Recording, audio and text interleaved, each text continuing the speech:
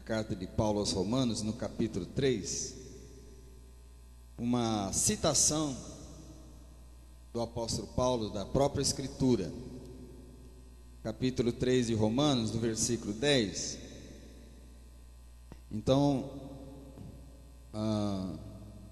Paulo está dizendo assim, como está escrito, ou seja, ele está dizendo que isso já consta na Escritura, amém? Então ele está dizendo que tudo o que eles estão vivendo ali, tudo que eles estão passando, é o cumprimento daquilo que está na Escritura. Isso é verdade para o tempo do apóstolo Paulo, como é verdade também para o nosso tempo hoje, né? Então, ele dizia assim, como está escrito, não há justo, versículo 10, capítulo 3, verso 10. Não há justo nenhum sequer, não há quem entenda, não há quem busque a Deus. Todos se extraviaram, a uma se fizeram inúteis, não há quem faça o bem, não há nenhum sequer. A garganta deles é sepulcro aberto, com a língua urdem engano, veneno de víbora está nos seus lábios. A boca eles a têm cheia de maldição e de amargura, e são os seus pés velozes para derramar sangue. Nos seus caminhos há destruição e miséria. Desconheceram o caminho da paz, não há temor de Deus diante de seus olhos. E poderíamos acrescentar o versículo 23 que diz, pois todos pecaram e carecem da glória de Deus. Amém? Pai querido, louvamos o teu nome, Senhor. Tu és o nosso Deus que nos sustenta, que nos dá força e vigor. E nas próprias palavras do apóstolo Paulo, nos dá respiração e tudo mais.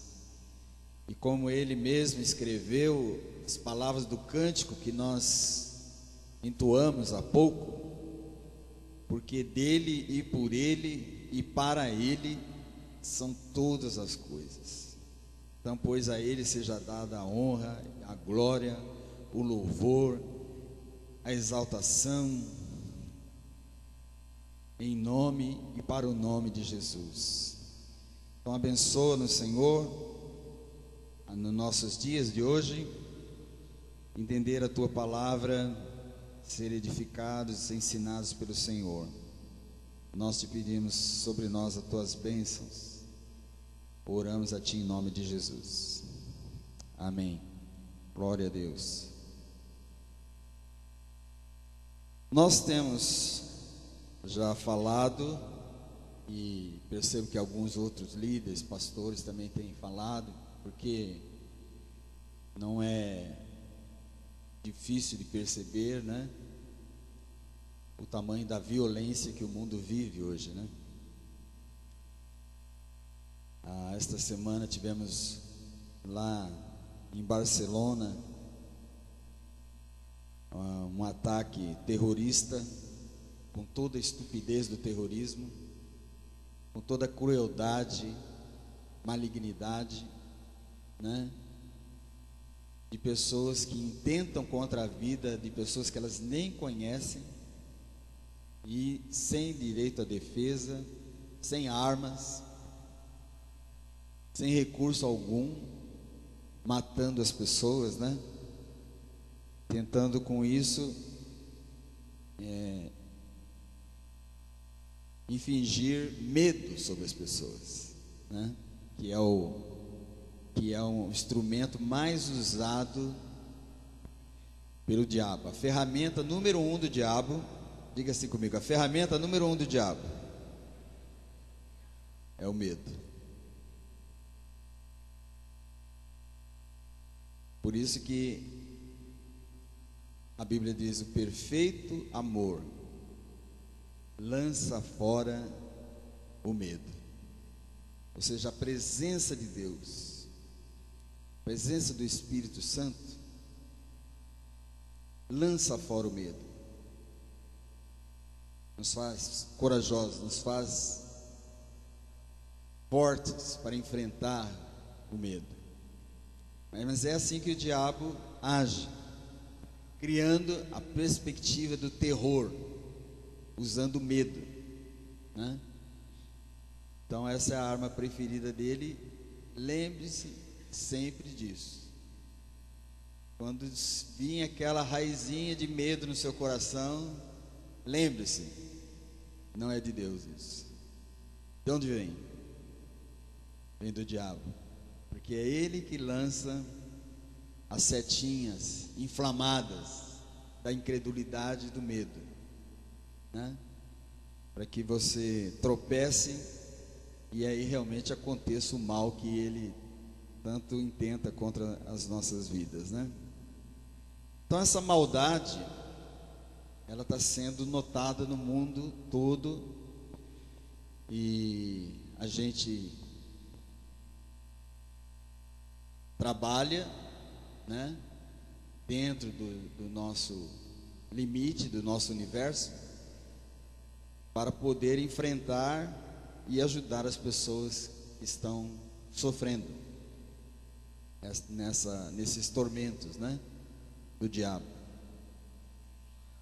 Nós temos focado na nossa escola de missões um país em especial, que é o Sudão do Sul, que ganhou a sua independência em 2011, me parece, 2013, e já há 2 anos seguintes já eclodiu numa guerra civil e está até hoje, o que provocou um êxodo de mais de 1 milhão de pessoas. Então, nós vemos uma catástrofe, uma coisa terrível, um genocídio. Tem 700, os dados que eu falo aqui são coisas que eu leio, informações dadas pela ONU, né? Tem 700 mil órfãos nos campos de refugiados ligados ao Sudão do Sul, fora as outras nações que também estão enfrentando as suas lutas e as suas dificuldades, né? E por aí afora a gente vê a maldade, o sofrimento e o terror, né? Por isso nós estamos trabalhando, nós estamos fazendo aquilo que Deus tem dado a nós condição de fazer, esperando poder até ajudar mais, crendo que Deus vai abrir portas para nós para podermos fazer mais em relação a esse sofrimento, né? Mas nós trouxemos essa palavra, relembrando essa palavra, o Espírito Santo soprou no meu coração essa palavra, e porque essa situação da maldade humana, da transgressão humana, não é dos nossos dias de hoje, ela sempre existiu, né?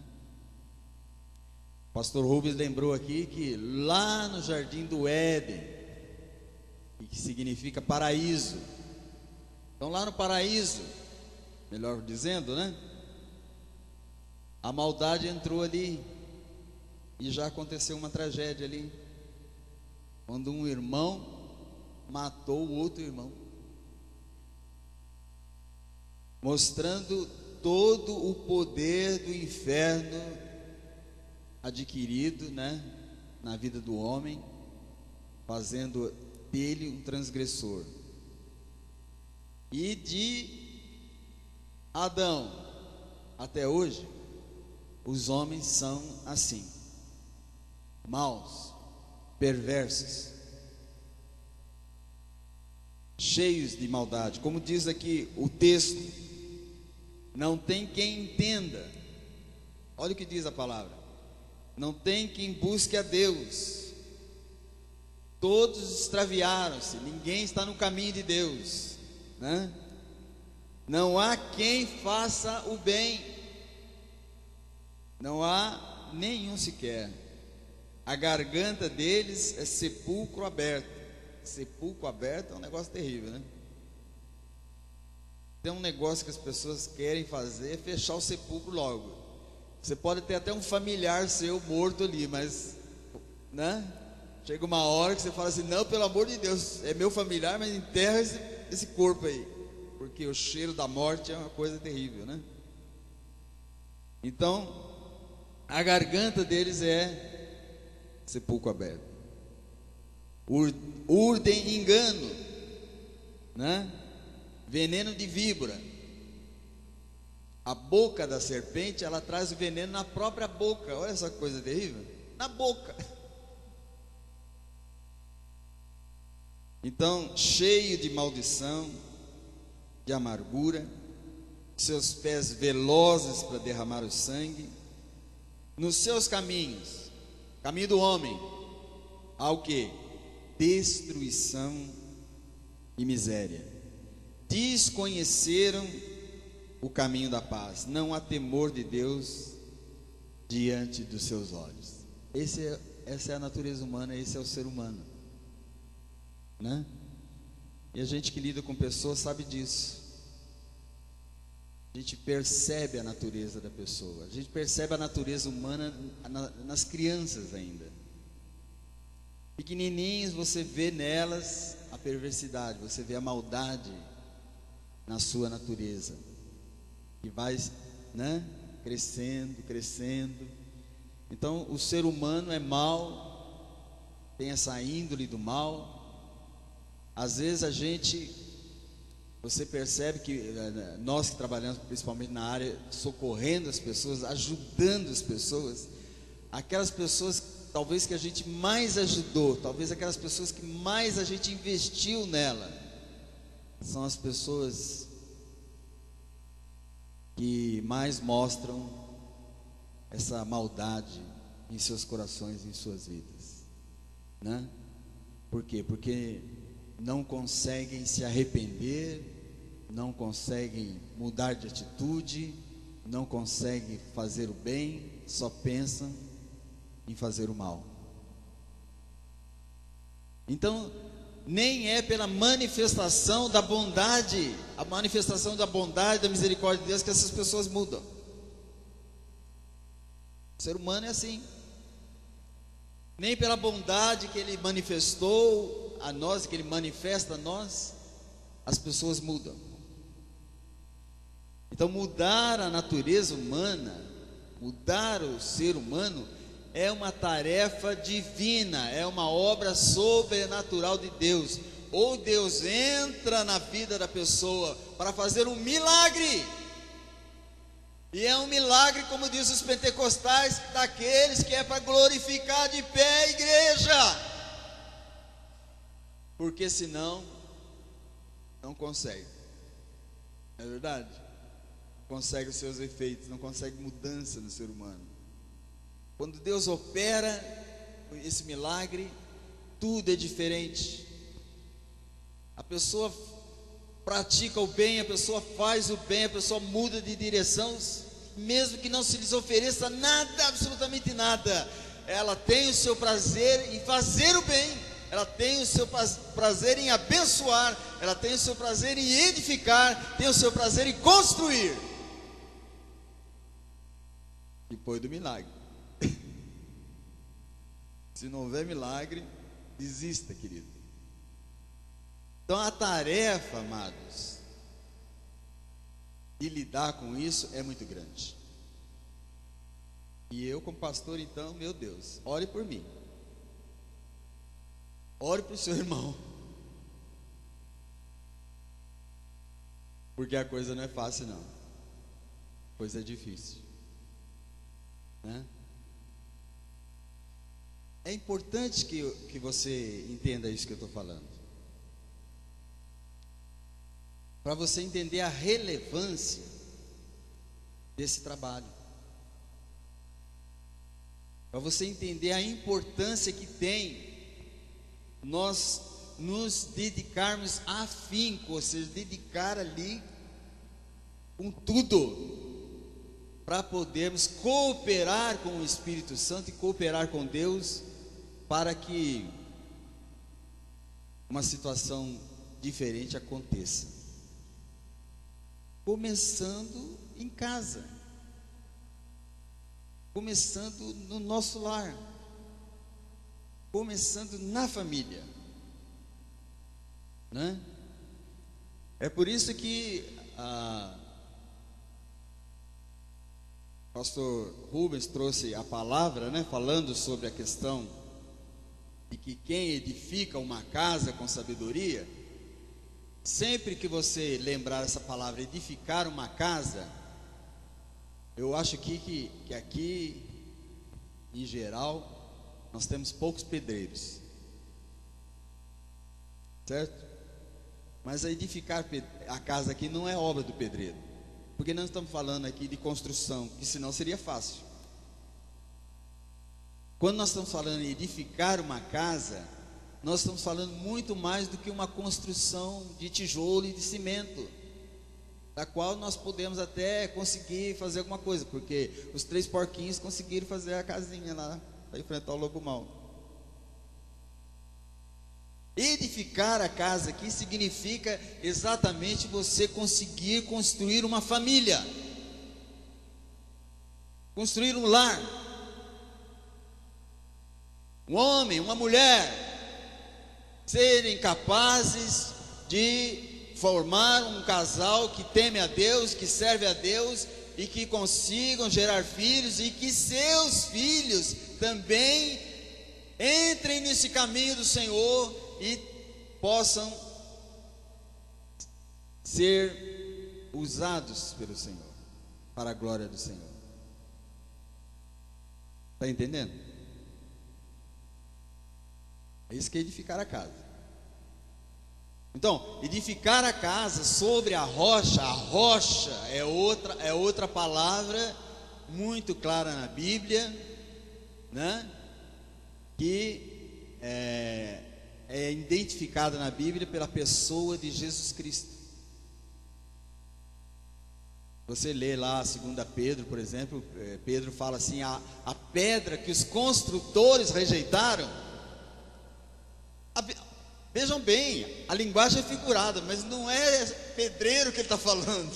Ele não está falando do pedreiro que não gostou de uma pedra para construir a casa ali. Ele está falando das pessoas que rejeitaram uma pessoa que poderia mudar a sua vida, que poderia mudar a sua família. A pedra que os construtores rejeitaram, ela se tornou a pedra principal, angular, a pedra de alicerce. E que diz a palavra de Deus aí? De Jesus. Amém, querido? É de Jesus que está falando, filho. E Pedro fala assim para cada um de nós assim: vocês também que são pedrinhas, vocês que são pedrinhas, cada um de nós aqui é uma pedrinha. Nós também fomos chamados para formar um edifício, nós também somos chamados para fazer uma obra que não é de pedra, que não é de cimento armado, mas é de vidas. É disso que ele está falando.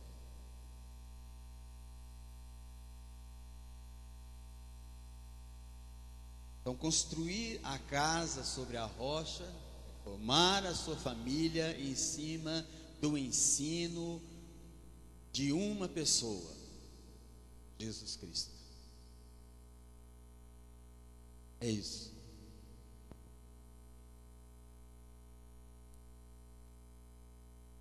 É nele que há a solidez para a salvação de um lar, para a transformação de um lar, de uma família, de uma casa. Um home. Outro dia eu li uma frase assim, mais ou menos em inglês, né? Transforme a sua house, a sua casa em um home, um lar. Você pensou nisso? Que a sua casa seja um lar? Daí, queridos, a necessidade de nós buscarmos os recursos para isso. Pastor, tem recursos para isso? É lógico que tem. É lógico que tem. Deus não nos daria uma tarefa tão difícil se não desse a mim as ferramentas necessárias para fazer essa obra. E é aí, principalmente, onde entra o papel da igreja. A igreja, ela é o instrumento de Deus para esta grande obra de formar um lar, de você edificar uma família. É por isso que Jesus chama as pessoas para saírem do mundo e virem para a igreja. É por isso que Jesus disse assim: sobre esta pedra edificarei a minha igreja, e as portas do inferno não prevalecerão contra ela. A igreja é esse instrumento. A igreja é esse lugar. A igreja é essa organização viva, que é capaz, porque ela é dotada de talentos, porque ela é cheia do Espírito Santo de Deus, do poder de Deus, e ela tem tudo o que for necessário. Por isso que Pedro diz: todas as coisas necessárias para nós nos foram doadas em Cristo Jesus. Não nos falta nada, não nos falta absolutamente nada. Amém? Agora, aquela coisa velha, né? Tá aí o remédio. Mas para você sarar, você precisa do quê? Tomar o remédio. Não adianta levar para casa, enfiar na gaveta e largar ele lá. Não adianta. Você precisa tomar o remédio. Em outras palavras, você colocar em prática isso. Que a sua igreja seja isso. Se ela não for, exija. Exija que ela seja assim.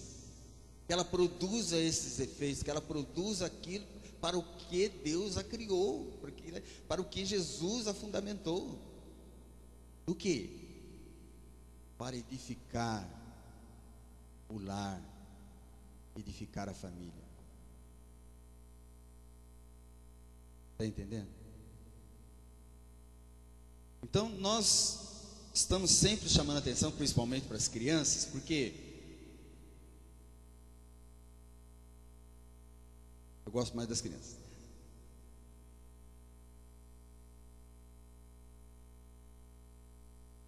Principalmente porque a criança, ela é um livro de páginas em branco,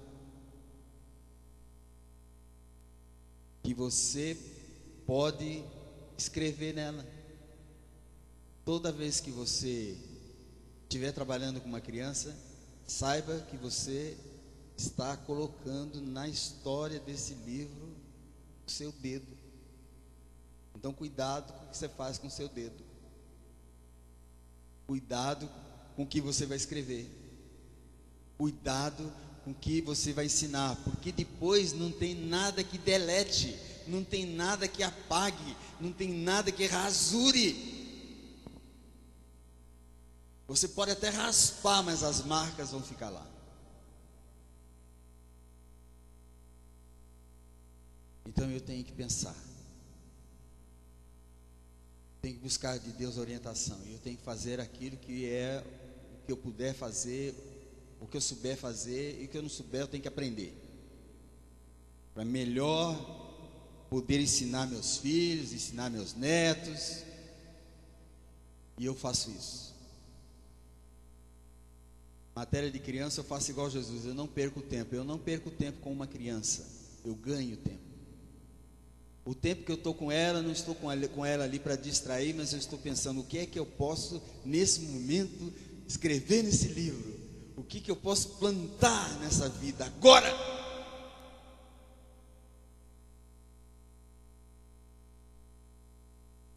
Está entendendo, querido? Então, Preste bem atenção. Por isso que é importante você trabalhar com afinco com seus filhos. E quem tem neto aqui como eu, com os netos, né?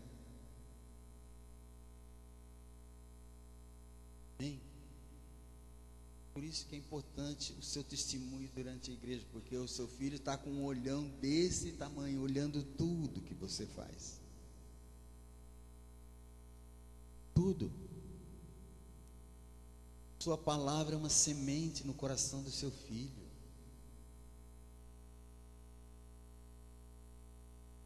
Depois não peça para ele esquecer, não peça para ele apagar, porque ele não vai conseguir fazer isso. Aquilo que você faz está marcado na vida dos seus filhos. Se você tiver um pouco de paciência e analisar o seu filho, você vai notar que ele está reproduzindo você. Até o jeito de falar, o olhar, os gestos, o caminhar, os gostos. Ele está imitando você. É você que ele está imitando.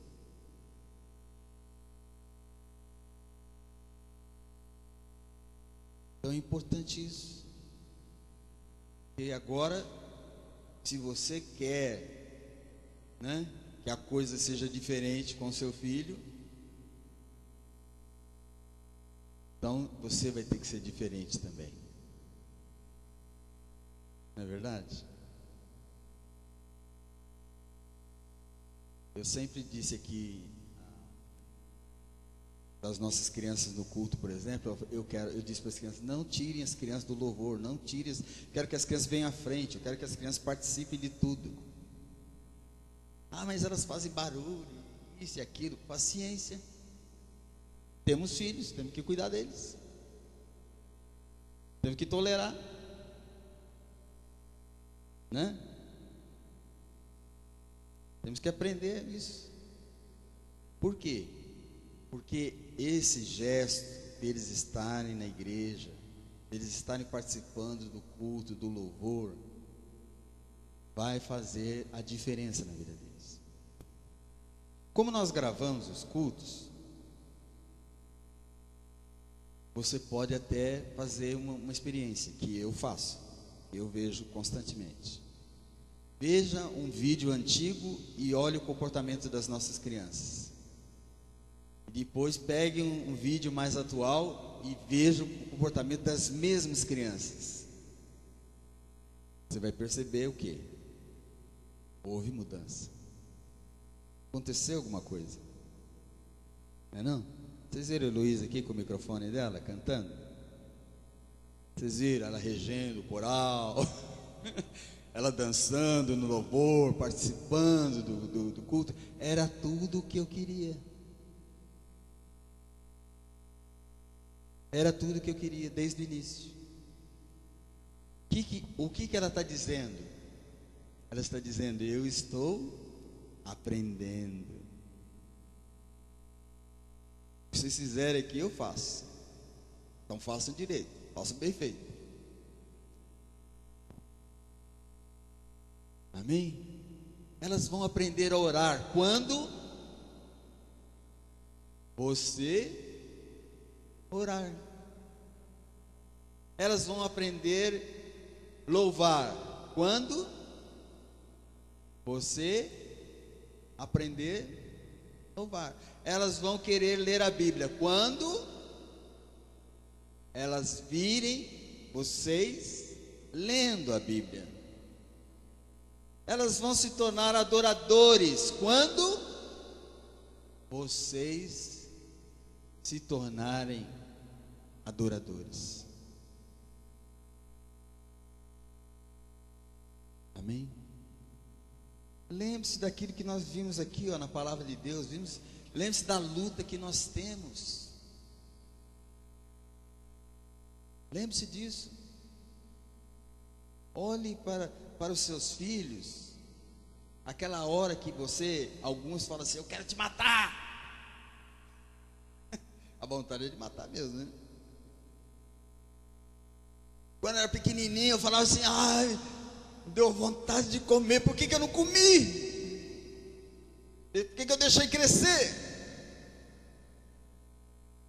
Lembre-se disso, porque a oportunidade é dada agora, a oportunidade é aberta a você agora, não só, né, para você trabalhar com sua família, com seus filhos, como com as crianças que estão do nosso lado, que nós trabalhamos também.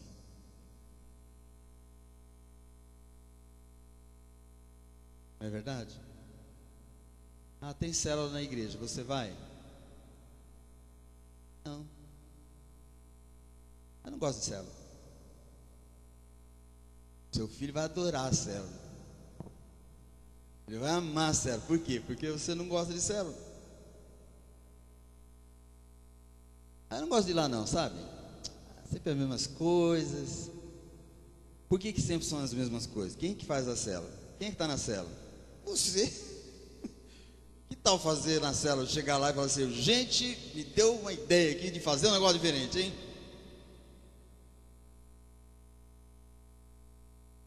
Hã? Por quê?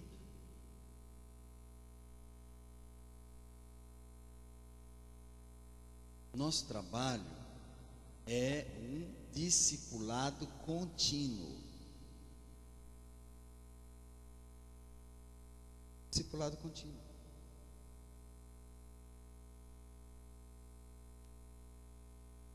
Quer queiramos ou não. Então eu preciso acreditar em Jesus. Eu já preguei sobre isso, lembra?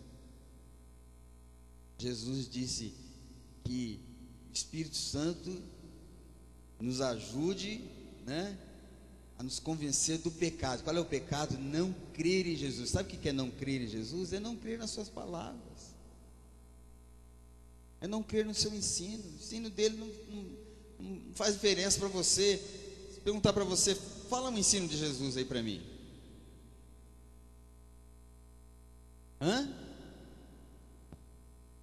Como eu li num livro, às vezes numa rodinha, alguém fala assim: vamos cada um falar um versículo da Bíblia. Aí um levanta lá e fala assim: é porque Deus amou o mundo de tal maneira que enviou o seu Filho unigênito para que todo mundo que nele crê não pereça, mas tenha vida eterna. O outro fala assim: nossa, eu ia falar esse.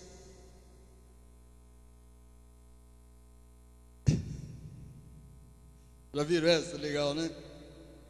Por quê? Porque não sabe outro. Quantos versículos você conhece da Bíblia? Quantos você é capaz de aplicar no seu coração, na sua vida? Não me fale que você está edificando sobre a rocha. Por favor, seja verdadeiro. A gente só pode começar uma mudança na nossa vida confessando nossos pecados e reconhecendo que estamos precisando de mudanças. Você acha que o Brasil vai mudar? Você acha que o mundo vai mudar? Paulo, há 2000 anos atrás, estava falando isso aqui. Passaram-se 2000 anos. Você não tem todo esse tempo para esperar. Lá se foram 2000 anos, a humanidade continua cruel, maligna, do mesmo jeito, e não vai melhorar. Agora, eu li algo interessante da filha do T.L. Osborne, que sempre manda uns e-mails para mim. Ela disse assim: nós estamos vivendo a melhor época do mundo. Essa não é a melhor época. Vivendo crises, guerra, miséria, violência. Mas para a igreja do Senhor Jesus, é a melhor época. Por quê? Porque você pode mostrar para as pessoas um caminho diferente desse aí. Você pode dizer para as pessoas assim: olha, eu tenho algo muito melhor que isso aí. E você pode provar com a sua vida.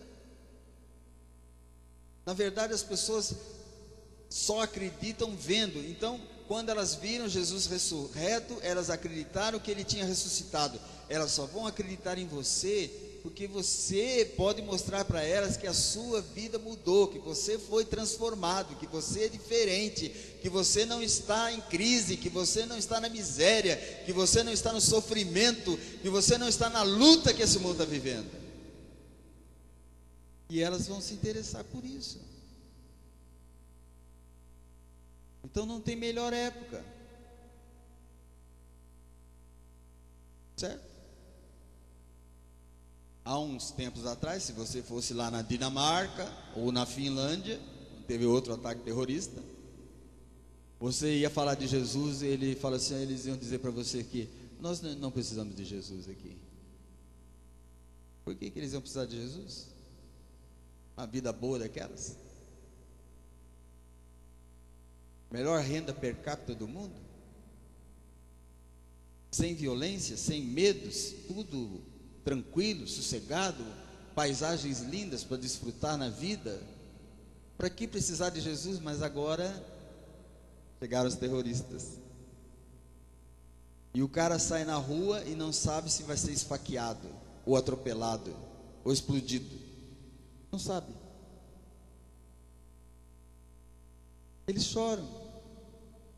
Eu vejo as reportagens e homens lá na Europa chorando com aquilo que está acontecendo ali. Mas ali morreram 13 pessoas. Lá na África estão morrendo centenas de milhares de pessoas. Mas está lá na África, eles não veem, não participam disso.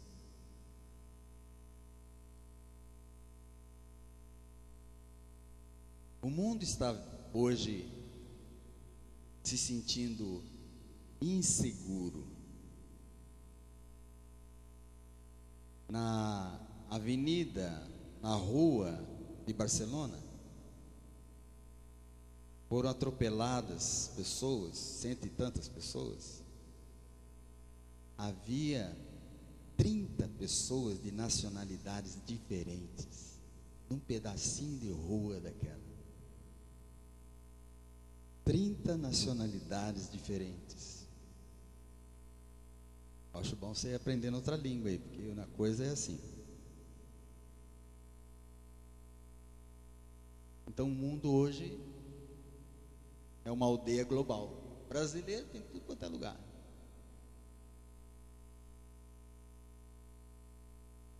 Então não há melhor momento e não há melhor situação que essa para falarmos de Jesus. Por quê? Porque Jesus mudou a minha vida. Você pode dizer, Jesus mudou a minha vida.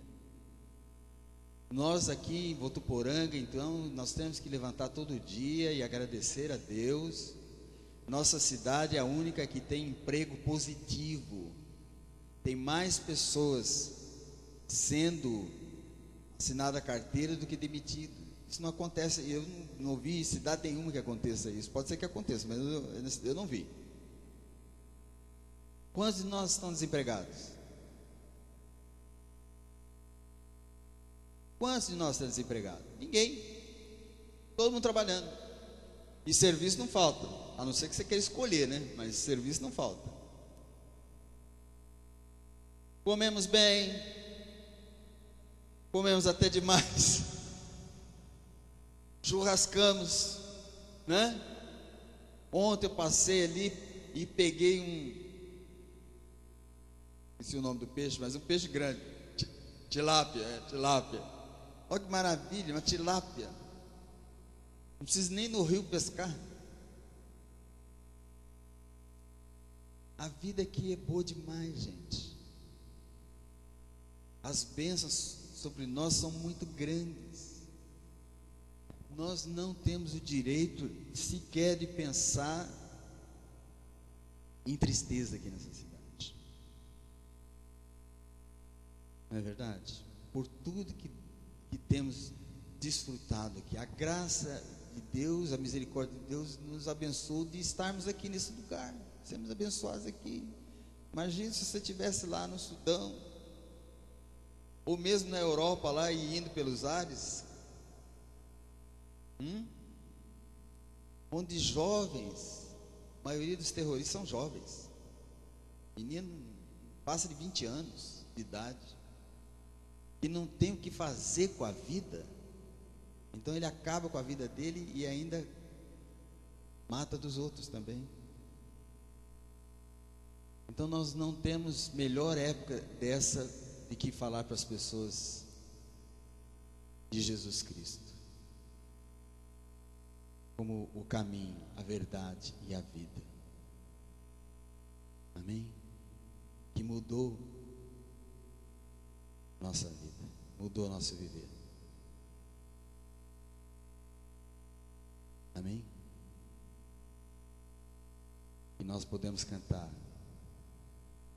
Jesus Cristo mudou meu viver, Jesus Cristo mudou meu viver, é a luz que me ilumina o meu ser.